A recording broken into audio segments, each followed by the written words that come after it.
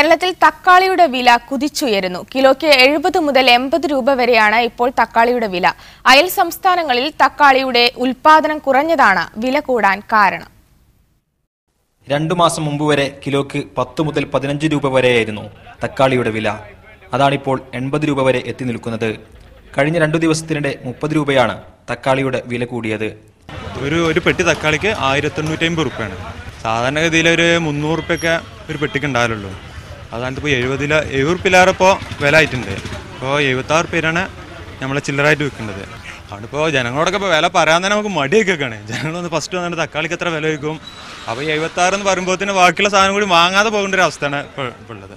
തമിഴ്നാട്ടിലും കർണാടകയിലും തക്കാളി കിട്ടുന്നതിലെ കുറവാണ് വില കൂടാൻ കാരണമെന്ന് വ്യാപാരികൾ പറയുന്നു. കൊല്ലം കുറച്ച് ആസ്തി കൂടി, കഴിഞ്ഞെല്ലാം 50 വരെ പോയി, കുറേ ഒരു നിയന്ത്രണം വിട്ട് പോവുകയാണ്. കൃഷി കമ്മിയാതാണ് കാരണം. അവിടെ പോയിക്കാണ്ട് വണ്ടിക്കാർ വരി നിൽക്കുകയാണ്. തോട്ടത്ത് പോയിക്കാണ്ട് വണ്ടിക്കാർ വന്നു കണ്ടതാണ് പറയലേ. വരും ദിവസങ്ങളിൽ തക്കാളിക്ക് ഇനിയും വില കൂടാനാണ് സാധ്യത. മീഡിയ 1 മലപ്പുറം.